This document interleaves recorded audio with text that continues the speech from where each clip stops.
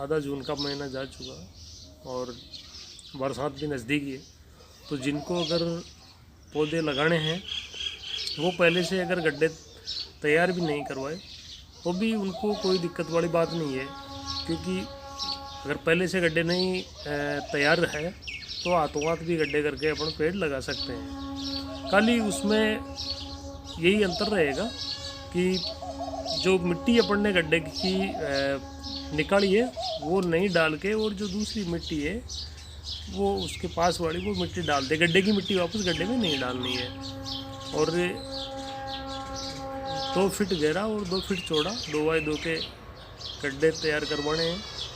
दूरी आप पौधों की हाइट के हिसाब से देख सकते हो कि आने वाले 5 साल 10 साल बाद में किसी भी पौधे की आप एक पौधे से दूसरे पौधे पे छाया भी नहीं जाए, पूरा उसके चारों ओर से हवा धूप लगे, तो उसका उत्पादन प्रोडक्शन ज़्यादा रहेगा। और दूसरी बात मैं ये कर रहा हूँ, मेरे पास में कई दोस्तों ने फ़ोन किया था कि पेड़ ज़्यादा हाइट वाला लगाए तो ठीक रहेगा या छोटा पेड़ ठीक रहेगा। देखिए, पेड़ ज़्यादा बड़ा भी काम नहीं देता है, क्योंकि जो छोटा पेड़ है उसकी ग्रो स्पीड ज़्यादा रहेगी और जो बड़ा पेड़ है उसकी इतनी स्पीड ज़्यादा नहीं है जितना छोटा पेड़ की है। क्योंकि बड़ा पेड़ तो बड़ा रहता है लेकिन उसका तना जितना मतलब टहनियाँ जितनी 2 फीट की या 4 फीट की होगी उनकी चौड़ाई, तो उतनी ही जड़ की लंबाई ज़रूरी है। क्योंकि जितनी टहनी चलती है उतनी उसकी पेड़ की जड़ें भी उसके बराबर ही चलती है।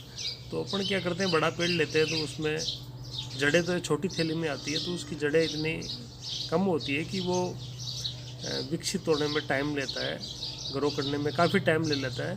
और छोटा पेड़ है उसकी नई जड़ें इतनी स्पीड से बनती है क्योंकि ऊपर उसमें खुराक लेने वाली जो टहनियाँ हैं, पत्ते हैं, वो कम है, तो वो फटाफट उसकी जड़ें फैलेगी तो उसकी स्पीड भी ज़्यादा होगी। तो ज़्यादा बड़ा पेड़ भी इतना कोई लाभदायक नहीं है।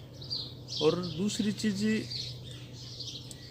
गूंदे के बारे में मेरे पास में फ़ोन आए थे कि गूंदे के हमारे जो जंगली गूंदा है वो मिलता है। और कई ऐसे भी है जिनको पता नहीं होता, पेड़ की पहचान नहीं होती, और उन्होंने जंगली गूंदा अगर मान लो लगा लिया तो उसका भी अपना समाधान कर सकते हैं अपने जहाँ भी आपने लगाए हैं, खेत में या कहीं भी। तो उसके दूसरा जो पेड़ है उसकी कलम लगा के और उसको तैयार कर सकते हैं। ये गूंदा बहुत ही आसानी से तैयार हो जाता है। गूंदे में कलम मारना इतना कठिन काम नहीं है, जिसका में आप पेड़ लगा दो। अगर कोई दिक्कत है तो उसमें दूसरे पेड़ की आप कोई सा भी जो अच्छा मतलब पेड़ है सफल देता है उसकी आप कलम उस पर लगा सकते हो। वो आप खुद भी लगा दोगे, किसी को बुलाने की ज़रूरत नहीं है, या इतना कोई वो नहीं है। मैं आपको वीडियो बना के, और अभी ज़रूरत में नहीं है, अभी तो पौधा लगा दो आप, बाद में जब उसकी ज़रूरत पड़ेगी उससे पहले मैं आपको वीडियो बना के और पूरा डिटेल से बता दूंगा, जिससे आपको ये भी पता चल जाएगा कि किस तरीके से उसमें अगर अपना पेड़ सही नहीं है, जंगली गूंदा है या कैसा भी है, तो उसका दूसरे गूंदे का अपन पेड़ उसका कलम लगा के और तैयार कर लेंगे। वो भी नुकसान आपको किसी प्रकार का नहीं होगा। किसानी आजकल ये चीज़ हो गई है कि पहले की किसानी और आज की किसानी में काफ़ी अंतर होता जा रहा है। क्योंकि पहले केवल धान की खेती होती थी और किसान इतने जागरूक भी नहीं थे जितना आज के टाइम में है।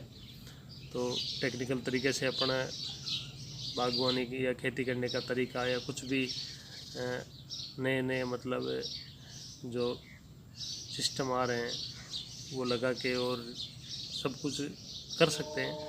पहले की किसानी में ये चीज़ नहीं होती थी, क्योंकि इसीलिए किसानों की कहीं भी किसी की भी देख लो आर्थिक हालात किसान की ख़राब मिलेगी। तो इसके पीछे का मेन रीज़न है यही है, क्योंकि खर्चे इतने ज़्यादा हो जाते हैं और धान की खेती में इनमें इतना खर्चा निकालने के बाद में बचत हो नहीं पाती। तो इसीलिए एक बागवानी बहुत ही अच्छा स्रोत है और दूसरा अपने उसमें बीच में खेती भी कर सकते हैं, अगर सब्जियां भी कर सकते हैं या कुछ भी बागवानी के साथ साथ में, तो डबल अपना काम कर सकते हैं। एक तो बागवानी से आमदनी हो जाएगी, दूसरा जो भी आपके अगर पानी की व्यवस्था है तो सब्जियों से भी अच्छी आमदनी ले सकते हैं।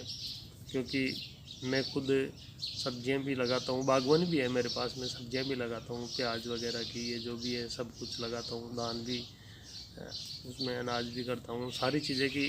क्योंकि जितनी अपनी ज़रूरत के हिसाब से और अपनी सुविधा के हिसाब से जितनी करना चाहे उतनी कर सकते हैं। और अपन करके देखेंगे तभी तो अपन को पता चलेगा कि इसमें कितना फ़ायदा है, क्या है, नई चीज़ है, वो अनुभव के हिसाब से ही। तो पहले तो ये आजकल काफ़ी सुविधा है, पहले के किसानों के पास में इतनी सुविधा भी नहीं थी।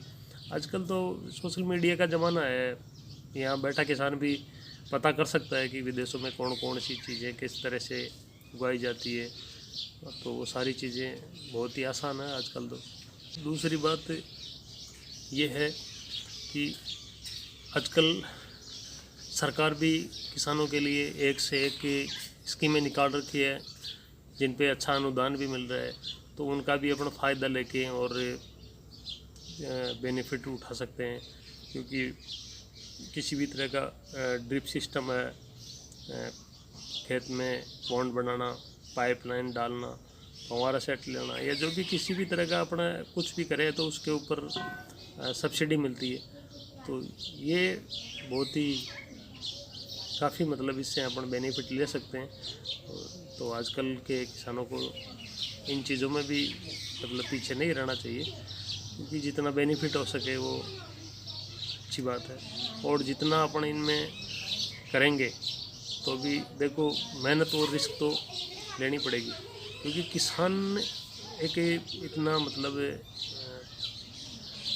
सीधा और घोड़ा इंसान होता है कि जो अपने आसपास में लोग जो चीज़ बोते हैं, जो काम करते हैं, वही लोग आपस में करने की कोशिश करते हैं। किसानी में ये चीज़ नहीं है कि मैं कुछ नया करूं, क्योंकि हर कोई इतनी रिस्क उठाना नहीं चाहता। कि रिस्क उठाने में रीज़न होता है, क्योंकि किसान के पास में इतना मतलब कोई बिना कमाई का या फालतू पैसा तो है नहीं कि वो रिस्क उठा के और उनको लगा दे। तो किसान अपने मेहनत के पैसे को वो सोच सोच के और फूंक फूंक के कदम रखता है। तो इसीलिए वो हर नया किसी भी प्रकार का मतलब वो करके देख नहीं सकता कि किसमें कितनी बचत है, बागवानी में ज़्यादा है, धान में ज़्यादा है, वो चीज़ें इतनी वो कर नहीं पाता। बागवानी तो एक ही अच्छा स्रोत है, क्योंकि इसमें एक बार अपना मेहनत करके अगर पेड़ों को सक्सेस कर दिया तो उसके बाद में फिर तो वो अपन को धीरे धीरे कमा के ही देंगे। ये सबसे बेनिफिट है। और दूसरा बागवानी के साथ में अपना जो भी है और भी फसलें अपन करना चाहे वो भी कर सकते हैं। ये तो नहीं कि अपन बागवानी करेंगे तो वो उन चीज़ों को हटा देंगे, वो नहीं है।